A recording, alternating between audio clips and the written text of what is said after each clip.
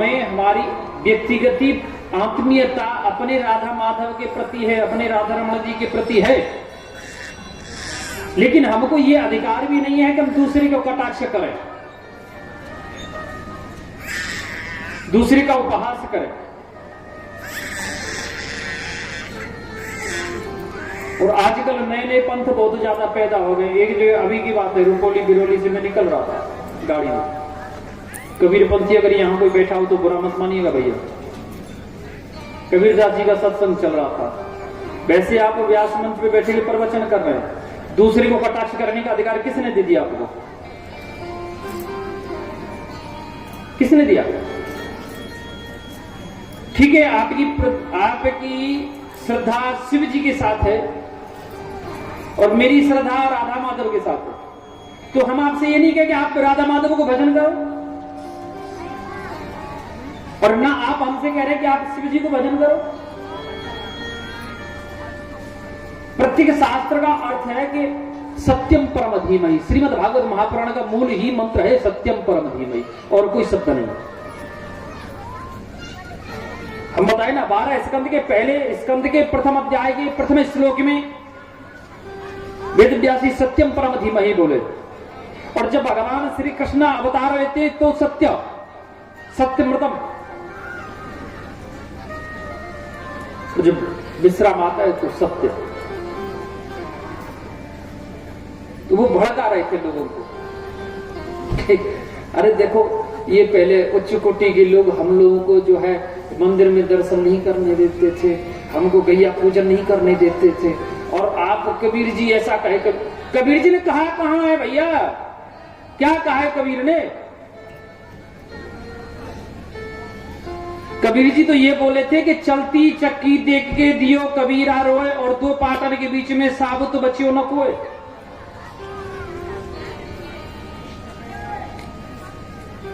यही श्री भगवान बालकृष्ण कहते ब्रजवासियों से कि हे ब्रजवासियों, जो अनन्यता से मेरा भक्त हो जाएगा मैं उसका योगक्षेम कर देता हूं, उसका कल्याण कर देता हूं। आज गोविंद की उम्र है 7 वर्ष की।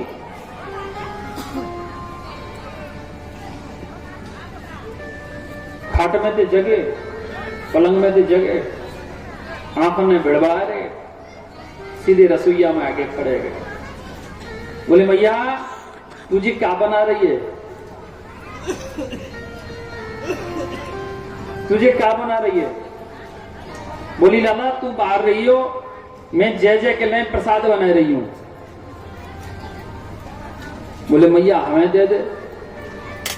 बोली कि पिटे को जा रहे आते, अभी जय जय को भोग लगेगा, बाकी बात तो खूब मिलेगा। भगवान वहां से दौड़ लगाए बाहर दरवाजे पे, और दरवाजे पे आके नंद बाबा की गोदी में चढ़ गए। गोदी में चढ़ के बोले बाबा हाँ डंडा ले। बोले काय पूरे? बोले मैया में जमा दे 2-3। बोले क्यों, मैया ने ऐसा कहा बिगाड़ दियो तेरो? बोले मैया ने ना जो मोकू पुआ नहीं दिए, मुझे खीर नहीं दी, मैया बहुत बहुत पकवान बना रही है। बोले लाला देख वो हमारी जय जय के लिए बने रहे हो, जय जय को जो पूजन होगा ना बाकी बात सबको मिलेगा प्रसाद। बोले बाबा जी जय जय कौन है? ध्यान देना यहाँ पे। बोले जय जय कौन है? बोले हमारी जय जय है देवतान को राजा देवराज इंद्र। बोले कबू आपने देखो बापू? कन्हैया बोले कबू आपने देखो बापू? बोले नहीं तो। बोले जब ही तो मैं कह रहा हूं। अरे जो है ही ना है तो वो तुम देख कैसे लेओगे भाई? इंद्र नाम की कोई वस्तु है ही नहीं, तो देख कैसे लेओगे आप तो बेकार में अंधेरे में तीर चला रहे हो। बोले भले आदमी ऐसे मत कह बेटे कि इंद्र को पतो चल गए तो नाराज है जाएगा, क्रोधित है जाएगा और दंड देगो। बोले बाबा वो दंड नहीं दे सके, क्योंकि पहली बात तो इंद्र नाम की वस्तु कोई है नहीं, अगर वो है भी तो दंड नहीं दे सकता, क्योंकि दंड देवे को अधिकार इंद्र को नहीं है। तो बोले फिर कौन को है? कन्हैया कहने लगे बाबा सुनो कि कर्मणा जायते है जंतु कर्मणे बलीयते दुःख भय सुखम कर्मणेव भावी पद्धते दुखम सुखम भयक्षेयम कर्मणेव भावी पद्धते। मनुष्य कर्म के अनुसार ही जन्म लेता है, कर्म के अनुसार ही उसको मृत्यु होती है, कर्म के अनुसार ही उसको सुख और दुख का अनुभव होता है, कर्म के अनुसार ही उसको भय और ग्लानि होती है।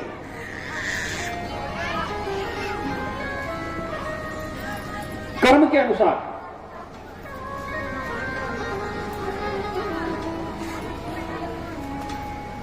बोले बाबा जो चीज है बाकू तुम पूछते भी नहीं हो, और जो नहीं है बाकू आप जे पूजन कर रहे हो, ये तो सत्य एकदम प्रथा है, ये एकदम असत्य है। बोली लाला जो है का है वो का है? बोले मेरो गिरिराज महाराज। अरे गिरिराज महाराज की तलेटी में हम लोग निवास करें, गिरिराज महाराज की सुरक्षा में हम लोग रहे, गिरिराज महाराज सुंदर घास हमें उत्पन्न प्रदान करे, गिरिराज महाराज अगर कोई कष्ट आ जाए तो सहायता भी करेगा। बोले लाला हमारी 3 शर्त होंगी तेरे गिरिराज को पूजन करवे में। पहली कि जैसी हमारी टूटी फूटी सेवा है वो तेरे गिरिराज को स्वीकार करनी पड़ेगी। दूसरी, अगर और आए करके तेरे गिरिराज को स्वयं हमसे भोजन मांगना पड़ेगा कि ब्रजवासियों भोजन कराओ, दर्शन देना पड़ेगा। तीसरी, अगर हमारे ऊपर कोई कष्ट आवेगा तो तेरे गिरिराज को सहायता करनी पड़ेगी। कन्हैया बोले तीनों शर्त मंजूर है। चलो कि खुरचन है खीर मौन खीर सारो खुरमी खीर खजला जलेबी कला कंदवाल साई मौन थार में बवाटी मठरी मसूर पाग रसगुल्ला संग रवड़ी सुहाइए भुजिया नमकीन सेव गठिया सकल पारे भुजिया समोसा पापड़ पकौड़ी बनाइए। मधुप श्यामानंद बाबा से जसोदा सब सामग्री लेकर के गिरिराज आज भोग में सजाइए। श्री गिरिराज जी के भोग में सजाए करके और सीधे वृंदावन से गिरिराज के लिए प्रस्थान करेंगे। गिरिराज जी के निकट पहुंचे तो बोले बाबा पहले मेरे गिरिराज महाराज को स्नान कर रहा हो। अच्छा एक बात बताओ माताएं कि रात हमको शिकायतें मिली है, आज हमको आप लोगों की माताओं की शिकायतें मिली है। माताएं कुछ बोल रही थी, बोले महाराज जी आप कथा करते हो हमारी 1.5 फीट ऊपर से निकल जाती है, क्या चक्कर है? क्या मेरी भाषा समझ नहीं आ रही है आपको? ब्रज भाषा जो बोल रहा हो। नहीं मैं मिथिला पूरा मिथिला तो नहीं बोल सकता, हाँ थोड़ी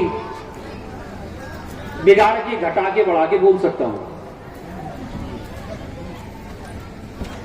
आप लोग ब्रज भाषा समझ रहे हो पूरी तरह से? जो समझ रहा है वही हाथ उठाना, जो नहीं समझ रहा है वो हाथ मत उठाना। ठीक है।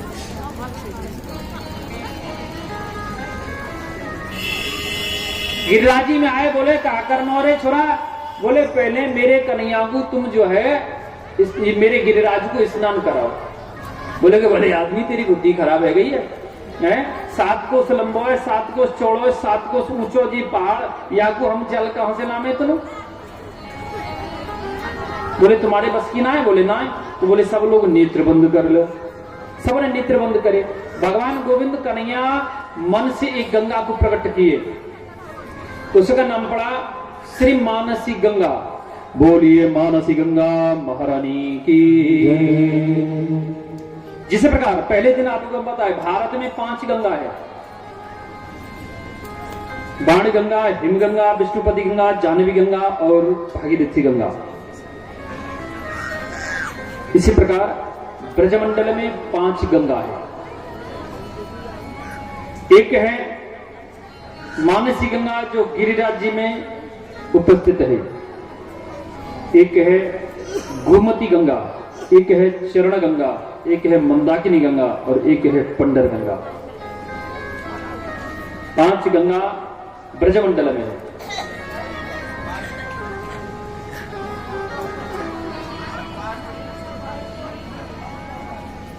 इसी प्रकार 5 बट हैं ब्रजमंडल में। एक है बंसीवट, बंसीवट है वो बंसीवट बड़ा विचित्र जगह पे, शायद महाराज श्री गए होंगे, देखें बंसीवट की विशेषता है, जो अभी सोमवार वाले दिन ये सोमवती अमावस्या जो आती है ना, सोमवती अमावस्या बंसीवट में एक कुआं है, वो गांव का नाम है छाहरी, माट के पास, वृंदावन से 10 किलोमीटर पूरा यमुना पर। और बंसीवट की विशेषता है कि वहां एक जो कुआं है, और किसी भी दिन पक्ष में महीने में सोमवार के दिन अगर अमावस्या पड़ जाती है, वो कुआं में अपने आप पानी की जगह दूध बनता है। वो पानी निकालने पे ऐसा लगता है मानो दूध है।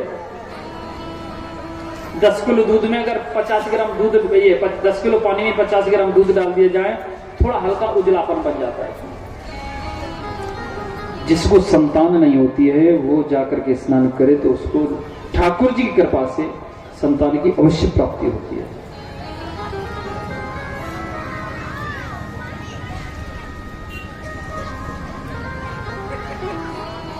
एक है अक्षयवट, जो कामवन में है, कामा।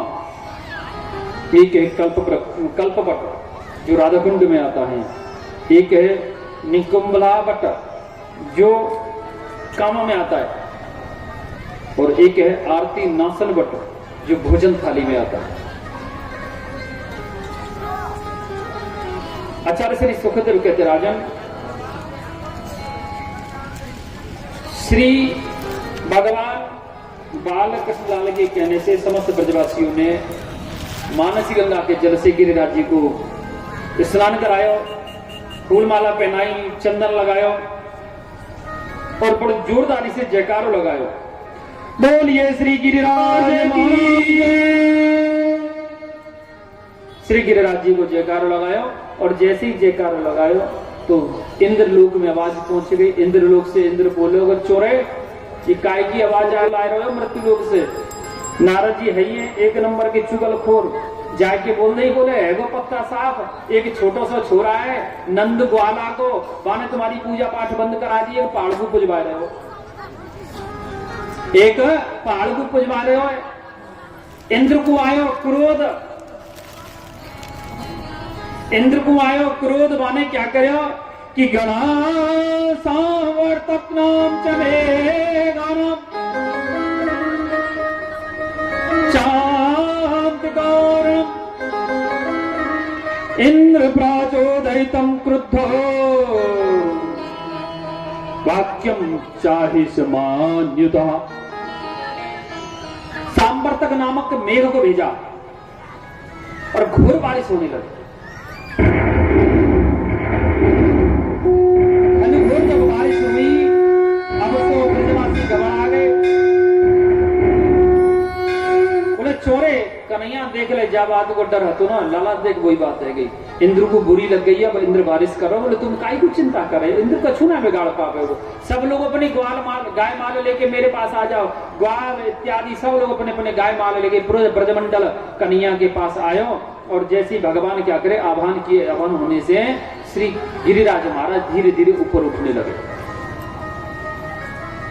जैसे कन्हैया के बराबर उठे तो कन्हैया बा के नीचे घुस गए, अपने बामांग की सबसे छोटी उंगली को जाके लगा दियो, बोले सब लोग भीतर आ जाओ। सब लोग अंदर आए, वासुकी नाग आयो, वासुकी नाग आए करके जो पहाड़ के चारों तरफ अपने शरीर की रस्सी बनाए करके, बांध बनाए करके बैठे गए। अगस्त मुनि आए, पहाड़ी के एक कोने पे जाके बैठ गए, और जितनी भी बारिश को पानी गिरे रहे हो, सारो अंजलि बनाए करके सारों को सारो पानी अपने पेट में पीते चले गए। संग सुदर्शन चक्र धरती सुखा तो भयो चले गो।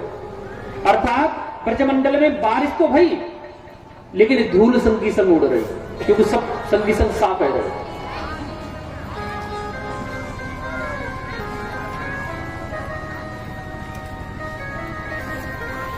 यहां पे 2-3 प्रश्न खड़े हो जाते हैं।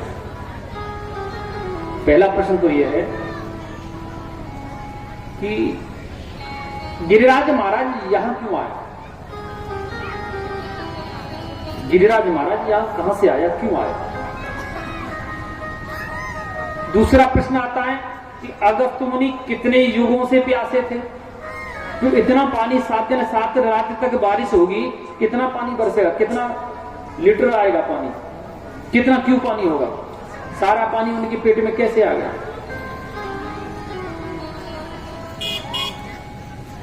आचार्य श्री सुखदेव कहते राजन, एक समय की बात है, एक बार अगस्त मुनि महाराज दक्षिणी भारत से उत्तरी भारत गए, तो उत्तरी भारत में एक त्रिपटाचल पर्वत है,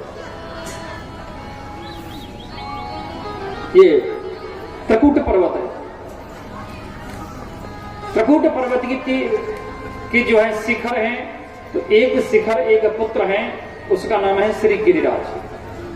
अगस्त मुनि को बड़ा प्यारा लगा। अगस्त मुनि बोले कि त्रकूट, आप अपने पुत्र को मुझे दान कर दो। ये ब्रह्म पुराण का प्रमाण है, ब्रह्म पुराण में लेख है इस बात का। तो श्री अगस्त मुनि कहने लगे कि आप अपने पुत्र का मुझे दान कर दो। बोले कि अब तो त्रकूट जो है धर्म संकट में फंस गया। अगर पुत्र देता है, गिरिराज को देता है, तो पुत्र वियोग हो जाएगा, और नहीं देता है तो अगस्त मुनि श्राप दे देंगे। क्या करना चाहिए? वो बोला कि मेरे पुत्र गिरिराज से ही पूछ लो, मुझे नहीं पता है। अगस्त गिरिराज के पास गए, बोले गिरिराज, आप मेरे साथ दक्षिण भारत चलो, आपको वहां स्थापित करूंगा और आप ही के ऊपर बैठ के तपस्या करूंगा। बोले महाराज, मेरी शर्त होगी। कौन सी? जब आप मुझे धरती से स्पर्श कर देंगे, वहां से आगे मैं नहीं जाऊंगा। बोले मैं वचन देता। ऐसा करते गिरिराज अपना वजन हल्का कर लिया। श्री अगस्त मुनि ने उसको कंधे पे धारण किए और लेकर के दक्षिणी भारत, ये उत्तरी भारत से दक्षिणी की तरफ प्रस्थान किए। जब ब्रजमंडल आया, ब्रजमंडल में श्री गिरिराज को आकाशवाणी श्रवण आ गई, पूर्व आकाशवाणी याद आ गई कि द्वापर के अंत में श्री नारायण भगवान अवतार लेंगे या गैयाचारण करेंगे, लीला करेंगे। वो क्या किया, अगस्त मुनि को लघुशंका सताने लगी। अब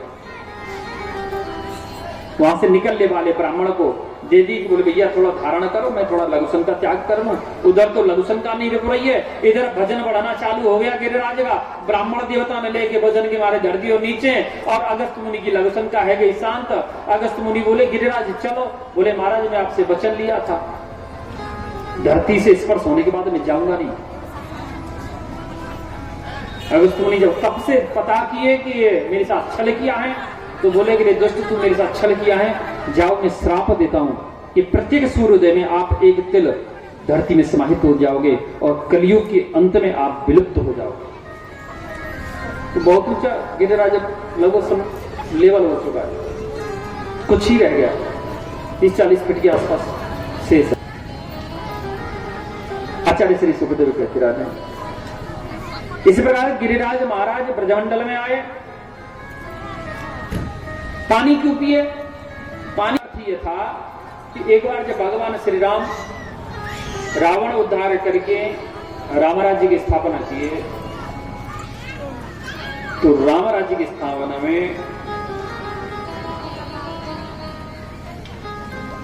माता सीता ने एक संकल्प किया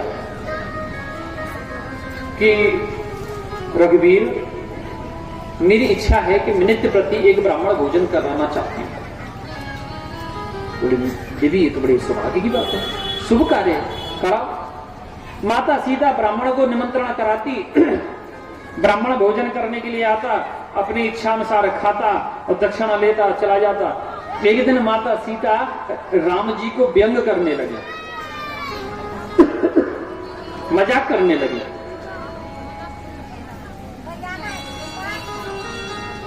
बोली रघुवीर, आपके ब्राह्मण तो, अयोध्या के ब्राह्मण तो सब ऐसे ही हैं, नाम के ब्राह्मण हैं, ध्यान देना। बोले देवी कैसे? बोले मेरी इच्छा होती है कि मैं इतना इतना भोजन कराऊं उसको, लेकिन वो नहीं खाता है। वो आता है, थोड़ा मोड़ा खाता है और पेट भर जाता है, चला जाता है, जिससे मेरी इच्छा पूर्ति नहीं है।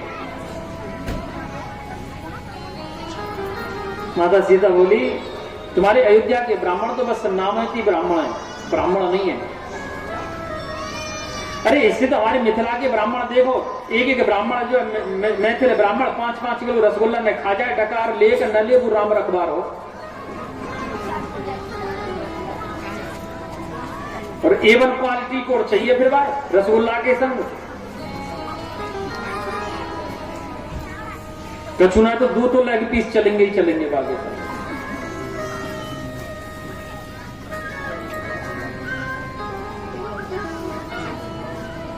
भगवान राम बोले देवी अपनी मिथिला पे इतना अहम मत करो, किसी दिन कोई ब्राह्मण ऐसा आवेगो जो तुम खिलाते खिलाते थक जाओगी लेकिन खाते खाते जेकेगा नहीं।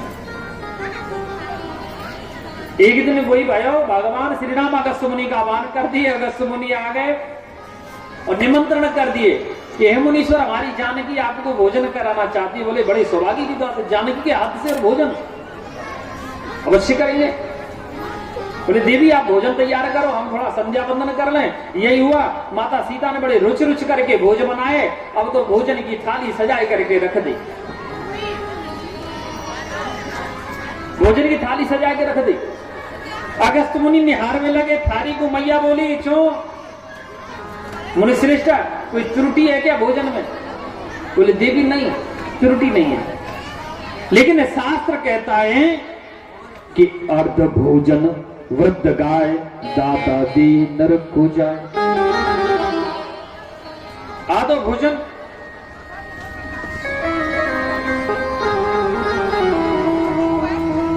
भोजन अगर कोई देगो दाता तो नरकगामी होगो। बूढ़ी गैया दान करेगो वो नरकगामी होगो। बोले अगर माता सीता को अहम हो गया यहाँ, बोली कि आप भोजन तो प्रारंभ करो, ये सीता की रसोई है, इसमें भंडार में कमी नहीं है। श्री अगस्त मुनि क्या करते, भोजन लेते मुख में डालते, भोजन लेते मुख में डालते, भोजन लेते मुख में डालते। वाल्मीकि रामायण कहती है कि 18 दिन तक भोजन चलता रहा, अखंड भोजन। माता सीता को पसीना आने लगा। जब 8 दिन होने जा रहे हैं तो माता सीता बोली महाराज आधा भोजन हो जाए तो जल ग्रहण कर लेना। बोले होगा तब देखेंगे, अभी भोजन प्रारंभ नहीं हुआ।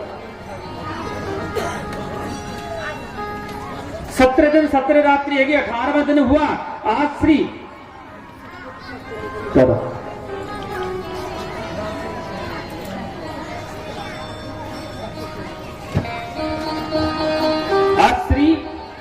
सुखदेव जी कहते राजन, इसी प्रकार भगवान श्री राम का 18वां दिन जब हुआ, भगवान श्री राम का आगमन हुआ। भगवान पूछे, भगवान को अगस्त मुनि पूछे कि हे अगस्त प्रभु अभी भोजन का क्या करना है? बोले बस करो, जानकी थक गई है। क्योंकि गणेश जी रसोईया बन गए, रिद्धि सिद्धि आकर के सहायक बन गई, रिद्धि सिद्धि आकर के सहायक बन गई। रसोई की सामग्री समाप्त होने लगी।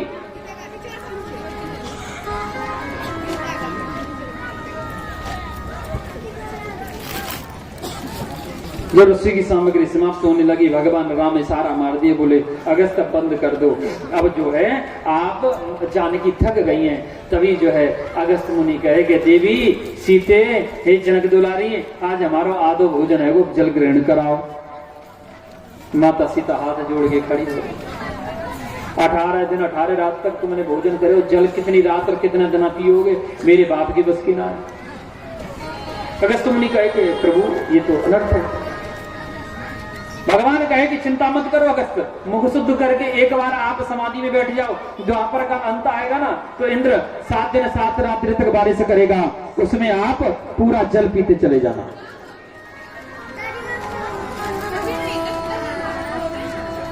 आप जो है पूरा जल पीते हुए चले जाओ। कछु गोपन करी सहाय और श्री राधे जू की कृपा से मैंने गिरवर लियो उठा। बोले ये तो सब राधा रानी की कृपा भैया। कछु तो मैं गोपीन को माखन चोर चोर की खायो, और कछु जो है तुमने अपने अपने डंडा लगा रखे, बाकी ताकत और श्री किशोरी लाडली जी की कृपा से मैंने यह पर्वत को उठा लियो। मेरी कोई अपनी सामर्थ्य ना।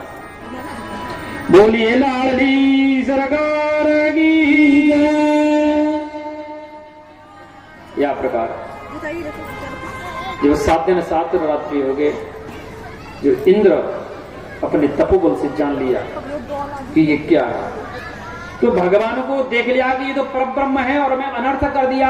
आकर के इंद्र जो है श्री नारायण भगवान गोविंद के चरण में गिर गया और यहाँ मां कहकर के जो है उनको संबोधन किया। इंद्र मां कहकर के संबोधन किया भगवान श्री कृष्ण को, मां। कल की कथा में आप लोग सुने, ब्रह्मा जी ने 48 श्लोक में स्तुति की है, भगवान ने क्षमा नहीं किए। और यहां इंद्र 7 दिन 7 रात तक बारिश करता रहा और मात्र 14 श्लोक में स्तुति किया तो भगवान उसको क्षमा कर दिए।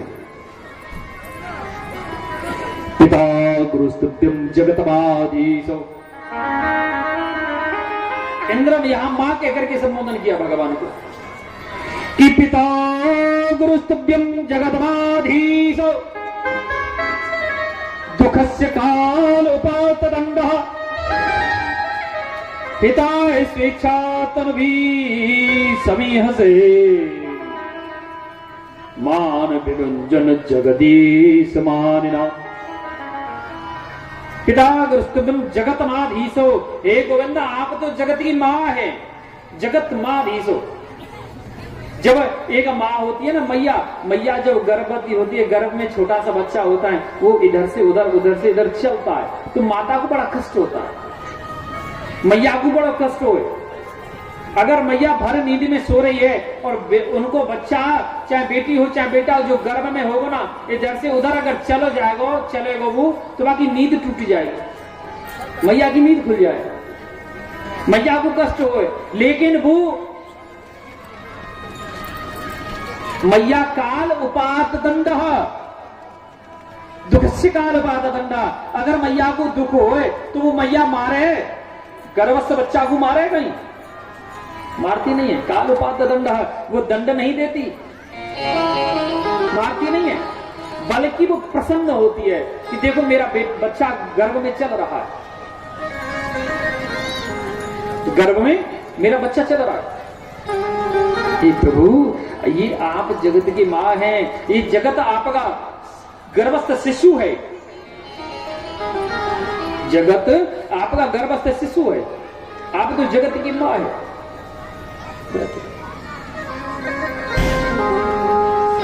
यह मात्र 14 श्लोक में स्तुति किया, क्योंकि इंद्र के कारण भगवान के ग्वाल बाल ब्रजवासी सखा सब 7 दिन 7 रात्रि तक गोविंद के निकट रहे इंद्र के कारण, इसलिए मात्र 14 श्लोक में उसको क्षमा कर दिए। और ब्रह्मा के कारण 1 वर्ष तक दूर रहे, इसलिए वो 48 श्लोक में भी स्तुति किया, फिर भी क्षमा नहीं किए। आचार्य श्री सुखदेव कहते राजन, कल जो है हम एक प्रसंग छोड़ दिए थे, काली दहर लीला है? काली दलीला को छोड़ो सो, किसी को याद है कि नहीं?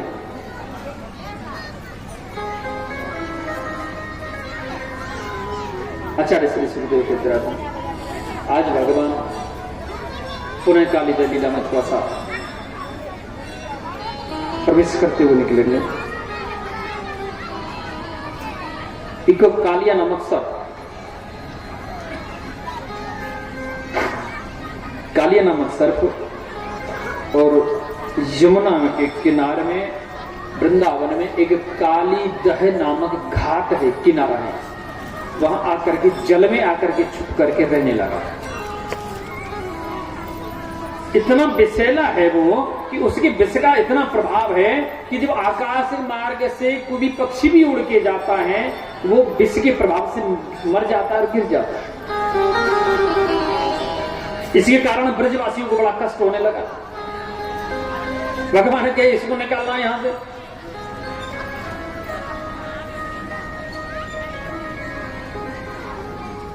एक कालिया वो था जिसको 101 फन थे, लेकिन एक कालिया हम सबके अंतःकरण में रहता है, हमारे हर एक व्यक्ति स्त्री हो या पुरुष सबके भीतर रहता है। उसको 5 फन है मात्र, काम, क्रोध, लोभ, मोह, अहंकार। ये 5 फन वाला कालिया नाग जिसके अंदर रहेगा उसका विनाश निश्चित है। काम होगा, क्रोध होगा, लोभ होगा, मोह होगा, अहंकार होगा। इसमें से एक फन भी अगर आप कुचल दीजिएगा ना तो हमारा जीवन स्वर्ग बन जाएगा। हमारा जीवन स्वर्ग बन जाए। अब भगवान श्री कृष्ण क्या किए, काली देव पे खेलने के लिए आए। लेकिन यहां पे आता है कि ये कालिया यहां कैसे आया, कालिया कहां से आया, क्यों आया भाई, क्या कारण था कालिया का आने का। एक समय की बात, ये प्रसंग जो हम आपको अब सुनाने जा रहे हैं, ये प्रसंग श्रीमद् भागवत महापुराण में नहीं है, ये प्रसंग श्रीमद् देवी भागवत महापुराण से है।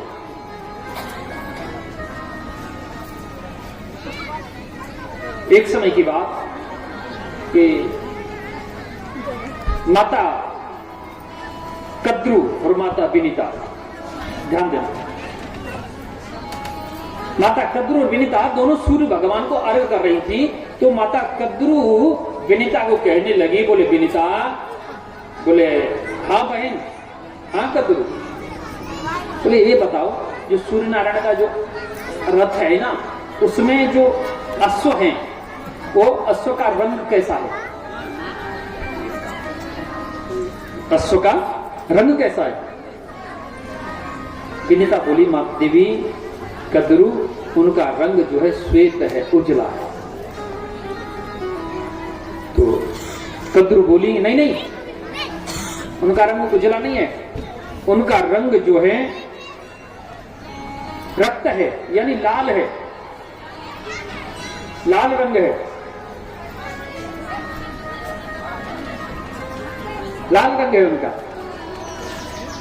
कद्रू बोली लाल है, विनीता कहती श्वेत है, वो बोली लाल है, वो कहती श्वेत है। बोले झगड़ा हो गया, और झगड़ा इतना, ये साधारण सी बात विकराल रूप धारण कर ली, और उनमें शर्त हो गई। कद्रू बोली कि अगर श्वेत हुआ तो मैं विनीता तेरी दासी बन जाऊंगी, और विनीता बोली कि रक्त हुआ तो मैं तेरी दासी बन जाऊंगी। दोनों में झगड़ा प्रारंभ। अब तो जो है वास्तविकता में रंग कैसा है, उजला। तो कद्रू को विनीता की दासी बनना था, लेकिन वो क्या की, कद्रू अपने पुत्रों से, सर्पों से, कद्रू की संतान है सर्प, जितना भी सरीसृप है कद्रू माता की संतान है। महर्षि कश्यप की तीसरी पत्नी माता कद्रू। तो सर्पों से कहा कि बोले बेटा आप ऐसा करो, जाकर के अश्व के शरीर से लिपट जाओ, ताकि देखने पर जो है रक्त दिखाई दे। कुछ ने तो हाँ कर लिया, वो जाके लिपट गए, और कुछ ने मना कर दिया। जो मना किया तो कद्रू क्रोध में आ गई, रे दुष्टो, तुम अपनी माता की आज्ञा का उल्लंघन कर रहे हो, जाओ मैं श्राप देती हूँ कि द्वापर के अंत में एक राजा जन्मेजय होगा, जो राज्य सुजग करेगा, आप भस्म हो जाओ।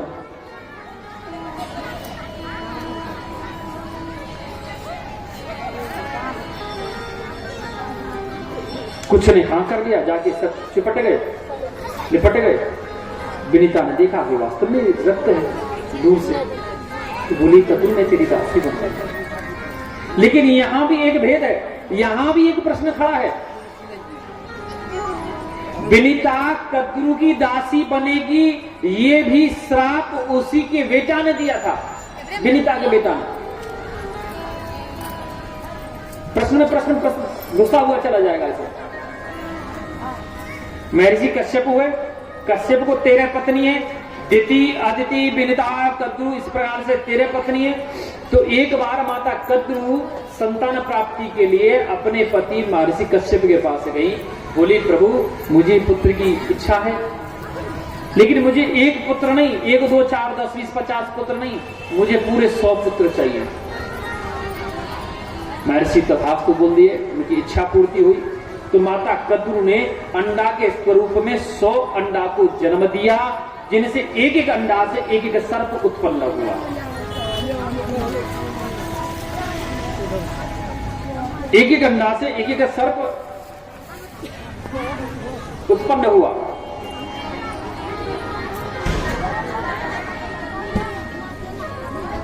अब विनीता के मन में उत्कंठा हुई। विनीता बोली कि प्रभु मुझे भी संतान चाहिए। बोले आप बताओ। बोले मुझे एक नहीं मात्र 2 पुत्र चाहिए, लेकिन दोनों पुत्र ऐसे होने चाहिए जो कद्रू के 100 पुत्रों पे भारी पड़ जाए। तथास्तु।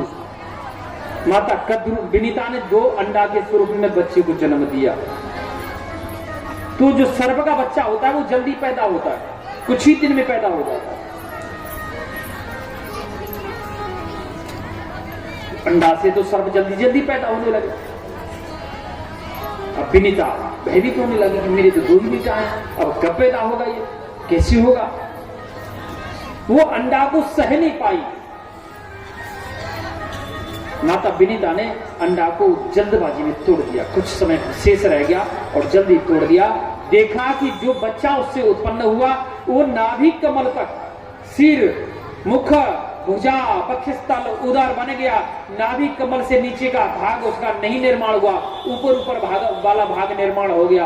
अब तो बालक निकल करके रोने लगा, बोली मैया तेने तो मेरा जीवन नष्ट कर दिया, बेकार कर दिया। तू कुछ दिन सब्र और कर लेती तो मेरा संपूर्ण शरीर बन जाता। विनीता रोने लगी, बोला कि मैया तूने मेरा जीवन नरक किया है, इसलिए मैं तुझे श्राप देता हूं कि तू दासी बनेगी। तो जो बेटा का शरीर आधा निर्माण हुआ ना, जो बेटा जन्म लिया माता विनीता से, उसका नाम पड़ा श्री अरुण जी महाराज, जो सूर्य नारायण भगवान के सारथी बने। अरुण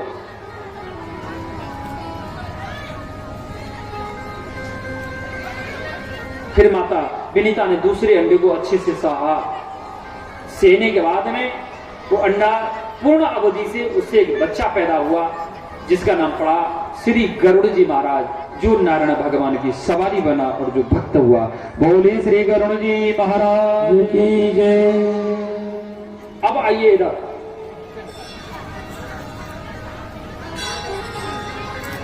अरुण ने श्राप दिया था मैया विनीता को दासी बनोगी। यहां शर्त के चक्कर में विनीता कद्रू की दासी बन गई।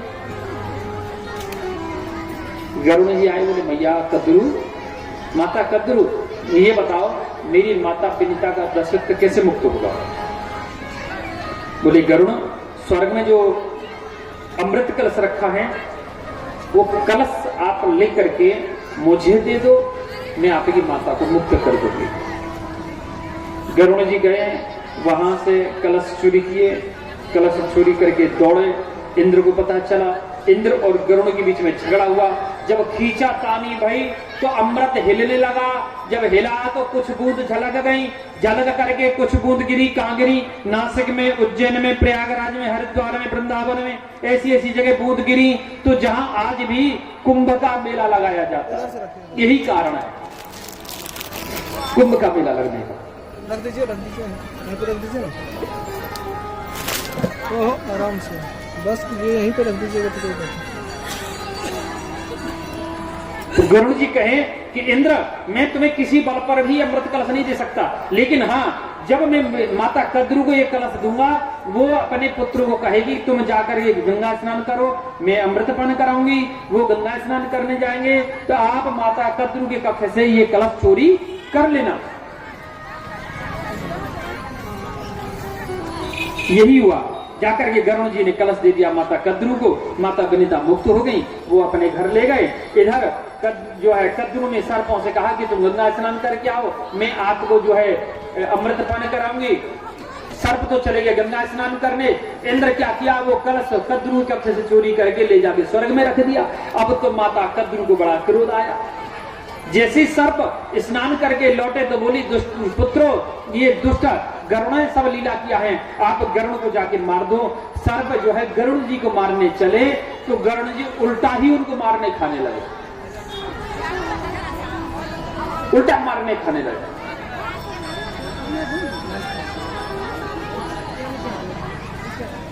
उल्टा जब मारने खाने लगे, कालिया नामक सर्प क्या किया, वहां से दौड़ा, जान बचा के भागा नारद जी की शरण में।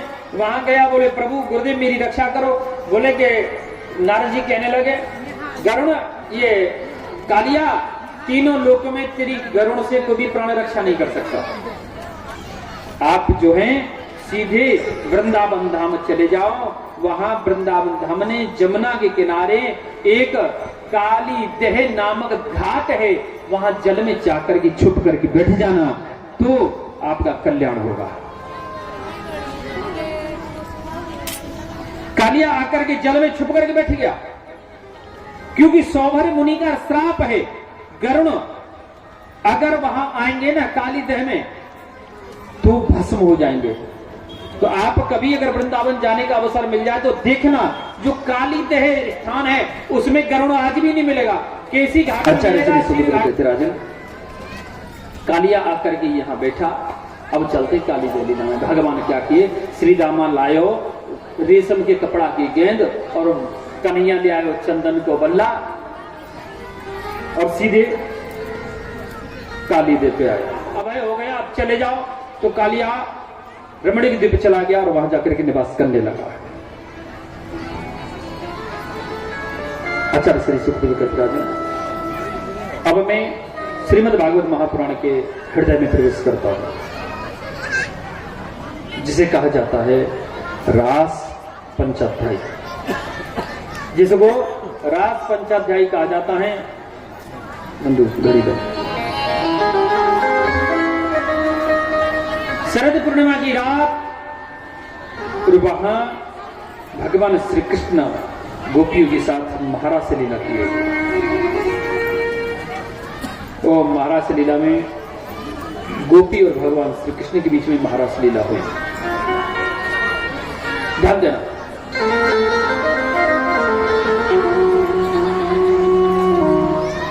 निधि वन में गोपी और भगवान श्री कृष्ण, असंख्य गोपी हैं और पुरुष में मात्र एक परम पुरुष भगवान गोविंद है।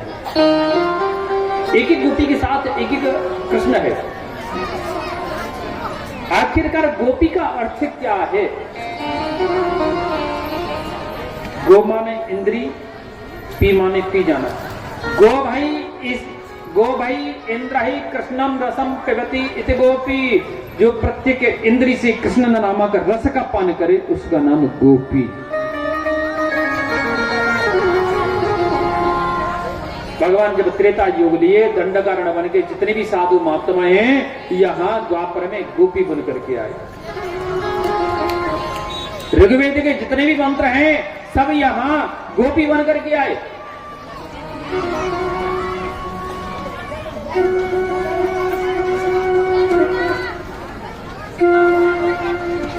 यहां गोपी बन करके आए।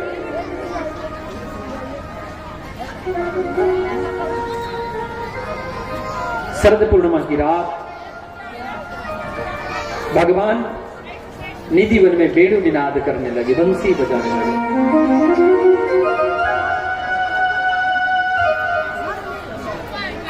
जब बंसी बजाए, जो गोपी कि कान में कन्हैया की बंसी की आवाज जाती, वही सोचती कि कन्हैया मुझे बुला रहे हैं। हे लाडली, निधि वन में मैं आपका प्रतीक्षा कर रहा हूं, आप शीघ्रता से आओ। हे ललिता, विशाखा, चंपकलता, भूदेवी, सुदेवी, उंदुलेखा, चंद्रावली, जो गोपी के कान में आवाज जाती उसको ऐसा लगता कन्हैया मुझे नाम लेके बुला रहा है। ललिता विशाखा के कान में गई तो उसे लगता कि विशाखा। असंख्य गोपियां, 10 दिशाओं से असंख्य गोपियां दौड़ती चली आ रही है। भगवान बड़ा स्वागत किए। स्वागतम महाभागा प्रियम किम करवाम बड़िम्बः ब्रजश्यामना भयम कच्चिदः भ्रूतागमनम तवा। हे गोपियों, स्वागतम मुझ महाभाग। हे गोपियों, आपका स्वागत है, आइए। अभी बीच में अभी आधे घंटे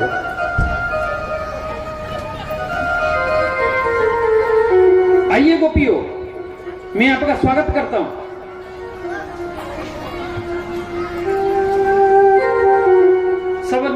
सबके मन में एक अलग जागृति हुई कि बोले देखो कन्हैया ने हमको बुलाया, स्वागत किया।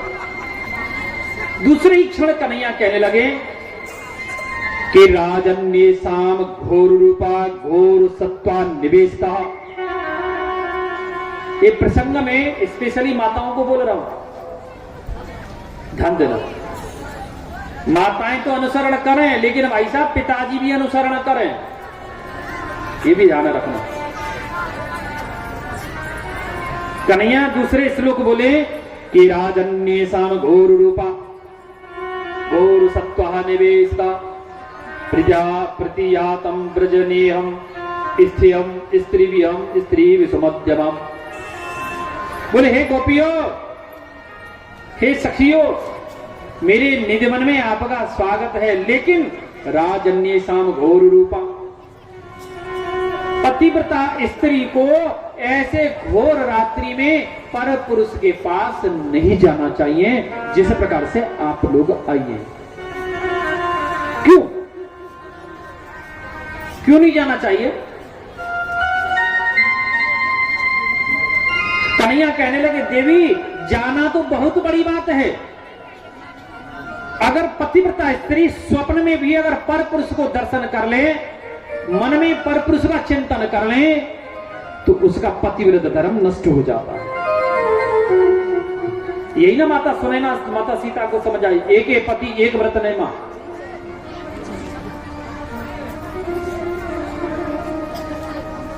कभी भी एक स्त्री को अपने पति को छोड़कर के पर पुरुष का स्मरण नहीं करना चाहिए। और जो स्त्री पर पुरुष को स्मरण करती है, निश्चित ही उसका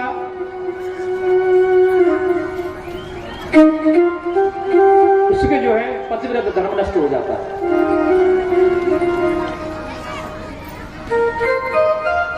और जिसका पतिव्रत धर्म नष्ट हुआ, उसका सब कुछ नष्ट हो गया, दुनिया ही नष्ट हो गई उसकी। थोड़ा सा लंकापति रावण ने माता सीता के जो पूर्व जन्म में ऋषि कन्या, कल आप ये प्रसंग सुने थे शायद, थोड़ा सा केस पकड़ लिया, माता सीता को केस काट दी और अपने शरीर को नष्ट कर दी। प्यारे, जिसके पतिव्रत धर्म में शक्ति होती है ना, परमात्मा भी उसका कुछ नहीं बिगाड़ सकता। देखा आप लोग, सब लोग सुने होंगे महाराज सत्यवान सावित्री की कथा को। देखा, सावित्री अपने पति सत्यवान के प्राण वापस ले आई जमराज से।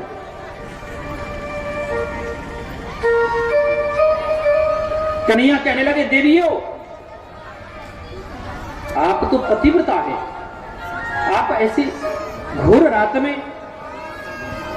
अपने अपने पति परिवार बेटी बेटा सबको छोड़ के आई है, क्या कारण है, क्यों आई है? सब गोपियां उदास हो गई, बोले बारे कन्हैया पहले तो बुला लिया, अब कहता है कि क्यों आई है? मैंने तो नहीं बुलाया, मैं तो बंसी बजा रहा था। बोले कन्हैया यही तो तेरा नाटक है, लाला बड़ा विचित्र है। बोले देवियों, आप अपने अपने घर चली जाओ, क्योंकि पतिव्रता का लक्षण नहीं होता जो किसी पर पुरुष के पास भेंट करने के लिए जावे अकारण, उसके साथ कोई संबंध होना चाहिए। जब दुल्हा दुल्हन का विवाह होता है, तब दुल्हन दुल्हा से 7 वचन लेती है। अब यहाँ आपके यहाँ क्या वचन है मुझे को नहीं पता है। मैं तो पूर्णिया में एक शादी देखा था, वही सिंह जी की बेटी की, मजली वाली का, हम ही ने लावा दिया था उसको, मैं नहीं दिया था उसको लावा। सौभाग्य मिला मुझे लावा देने का, क्योंकि मेरे कोई अपनी नहीं है जिसको मैं लावा दे सकूं। इन 3 के बीच में कोई नहीं है जिसे हम लावा दे सके, लेकिन सौभाग्य मिला मुझे यहाँ। पता नहीं पंडित जी ने कैसे वचन भरवाए, तो हमारी समझ से बाहर गया, लेकिन हम उनके क्षेत्रीय रीति रिवाज में हस्तक्षेप नहीं कर सकते। यहाँ जब हमारे ब्रजमंडल में जब विवाह होता है, एक स्त्री पुरुष का, एक कन्या का, एक वर का, तो सबसे पहले कन्या 7 वचन मांगती है, जिसको सप्तपदी बोला जाता है वर महोदय से। एक में से एक मिके द्विजे त्रियराज पोषा चत्वारि मगा पंचपवन सटे सके सप्तवन बावता। महाराज एक मिके यानी अगर आप कोई भी यज्ञ करोगे तो मुझे अपने साथ लेके करोगे। देवुर्जे दानम मम सम्मति गणियात, अगर कोई दान करोगे मुझे अपने मामांग लेके करोगे। त्रियराज पोषा है। तीसरा वचन यह है, 3 तरह की अवस्थाएं होती है स्त्री और पुरुष की, युवा, ये बाल, युवा और वृद्धापन। तो मेरे माँ बाप के यहाँ कट गया, अब मेरी युवा अवस्था है, उसके बाद वृद्धावस्था आवेगी। तो युवा अवस्था में तो अच्छे अच्छे साथ दे दें, और जब वृद्धावस्था आती है ना, जब पता चलता है कि पति पत्नी क्या चीज है, जब चौनिया ठंडी से फेंके ना है मुंह में तो निकाल गए, कोई बहु बेटा काम ना आवे, कोई बहु बेटा काम ना आवे, जब चल भी की शक्ति ना रहेगी ना शरीर में, कोई बहु बेटा काम ना आवे, सिर्फ एक कौन काम आती है, जो तुम्हारे अकेले के पीछे अपना सारा संसार छोड़ के आई है, पत्नी। चत्वारे मयो भवाय धनादि गोपनीय मन सम्मति गृहण, गोपनीय धन को आप मुझे बता के रखना, लेकिन आजकल की पत्नी ने अगर बता दियो ना गोपनीय धन, तो सूफड़ा सांप है, पूरा बैंक अकाउंट खाली है, सब भैया को पहुंच जाएगा।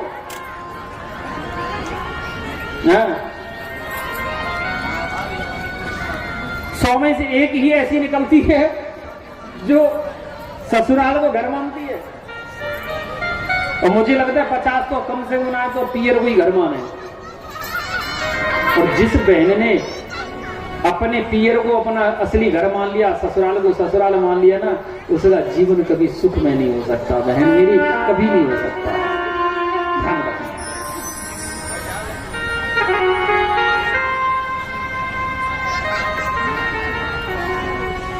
कल भी शायद हम यही बात बताए थे, जो बेटी ससुराल जाकर के पियर की रिमोट से चलने लगी, उसका जीवन कभी सुख में नहीं हो सकता, कष्ट उठाना ही पड़ेगा, किसी ना किसी दिन आपको कोर्ट कचहरी में खड़े होना पड़ेगा।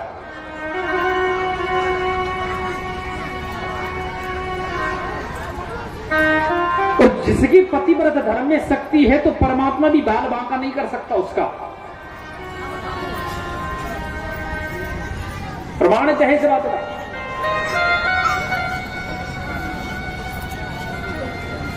कि एक कन्हैया कहने लगे, देवियों एक सुंदर स्त्री थी, नवयुवती थे दोनों पति पत्नी, शादी को कुछ समय हुआ,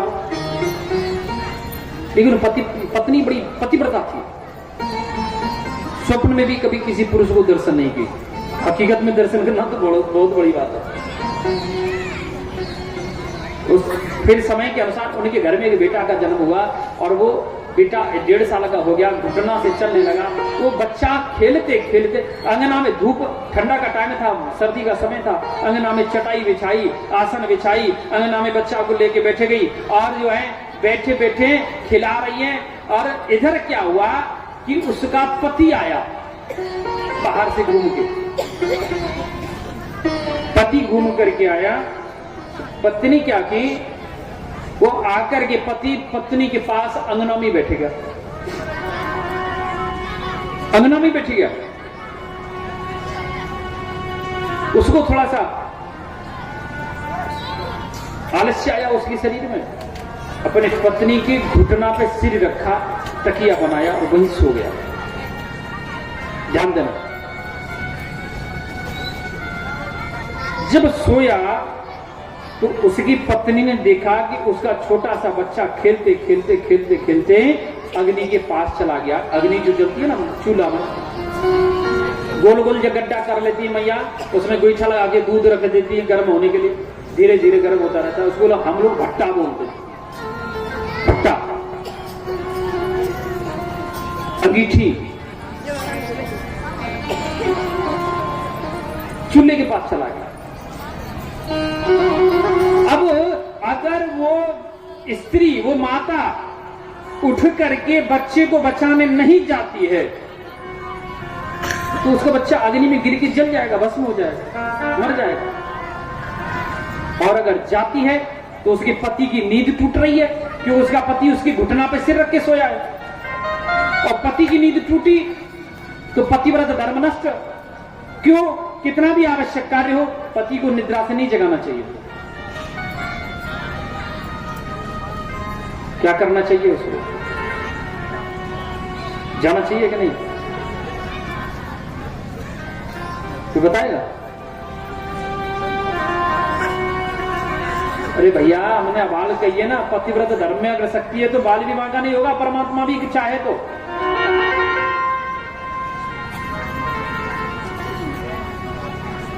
वो स्त्री गई नहीं।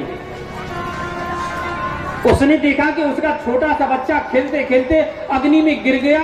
उसने अपने हृदय को थाम लिया, लेकिन उठ करके नहीं गई। जब उसने हृदय को थामा, कुछ देर बाद जब जो उसके पति की नींद टूटी और दौड़ करके, पति को नहीं देखा, दौड़ करके बच्चे को जाकर के देखा कि अग्नि शांत हो चुकी थी, बच्चा अग्नि में खेल रहा था। ये पतिव्रत धर्म की शक्ति है, पावर है। परमात्मा कुछ नहीं कर सकता इसमें। स्वकीयेनेव दोषेण, मनुष्य अपने किए हुए दोष के कारण ही सुख और दुख पाता है।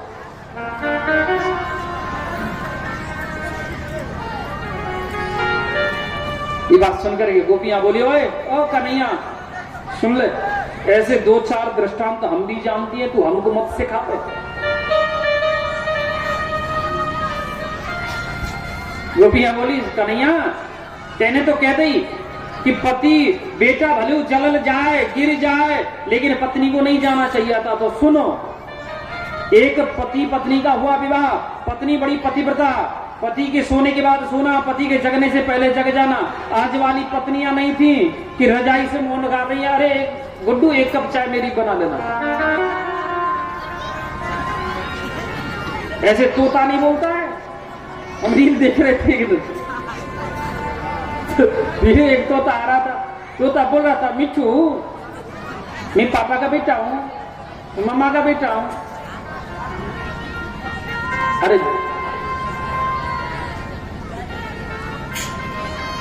वो बोले बात अलग है।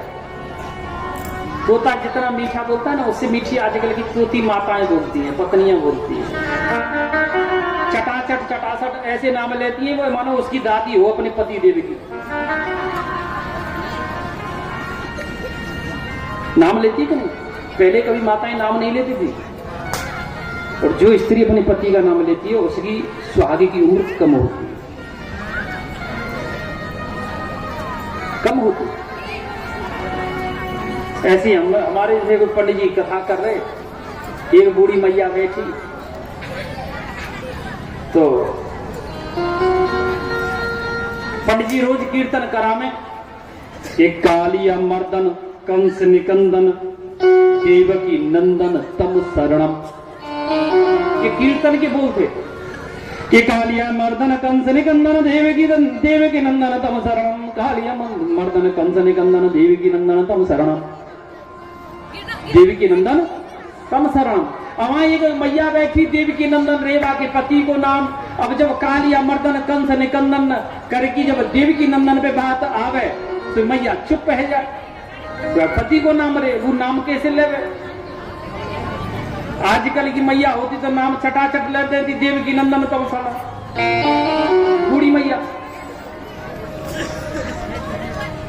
अपने युति करी, मेरे तो कीर्तन बिगड़ रहा है, मेरी कीर्तन बिगड़ रही है, मेरो लय बिगड़ रही है, मेरो स्वर बिगड़ रहा है, भक्ति नष्ट है रही है। बाने एक दिमाग लगायो मैया ने, ध्यान देना, बूढ़ी मैया ने दिमाग लगायो।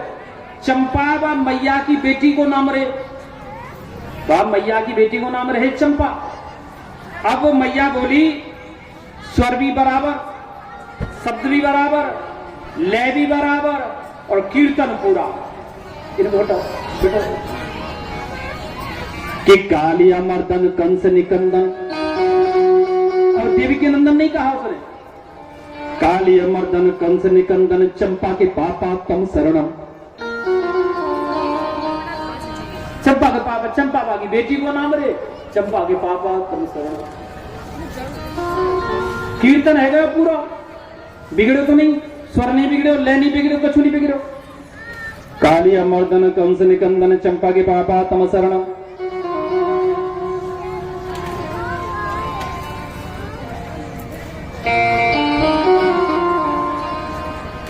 अच्छा, श्री सुखदेव कहते राजन, इसी प्रकार गोपियां कहने लगी, कन्हैया ऐसे 2-4 दृष्टांत हम भी जानती हैं। एक पति पत्नी का विवाह हुआ, सुंदर है, पति के सोने के बाद सोना, पति के जागने से पहले जाग जाना, और पति की सेवा करना, चरण सेवा, हवा सेवा, भोजन सेवा, स्नान सेवा, सेवा करती रहती। किसी पर पुरुष को स्वप्न में दर्शन भी नहीं की हो। कन्हैया एक दिन ऐसा आया कि वो उसका पति बोला कि देवी मैं धन कमाने के लिए, धन संग्रह करने के लिए परदेश जा रहा हूं कि आप आज्ञा दीजिए, मुझे अनुमति दीजिए। बोले प्रभु आप चले जाएंगे तो हम कैसे रहेंगे? तो पुरुष क्या किया, पति क्या किया, अपना फोटो, चित्रपट फोटो लेकर के अपनी पत्नी को दिया, कहा कि देवी आप इसी की सेवा करना, आज से यही तुम्हारा पति है। ऐसा करके और वो पति तो चला गया परदेश।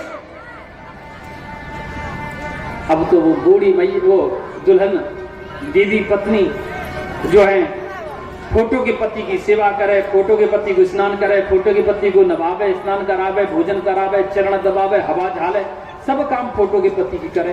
अब समय ऐसा आयो, एक दिन वो फोटो में पति की हवा झाल रही, पंखा कर रही, और वो असली पति दरवाजे पे आएगा।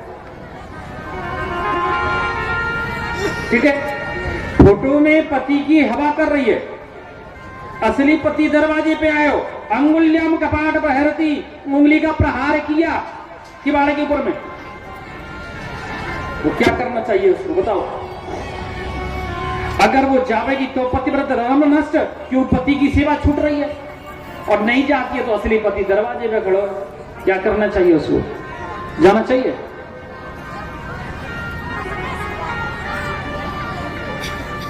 जाना चाहिए।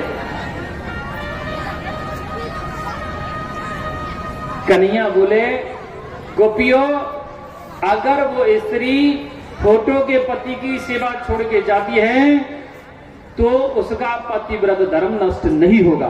क्यों? क्यों? इसमें कारण है, क्योंकि वो फोटो है और वो असली है।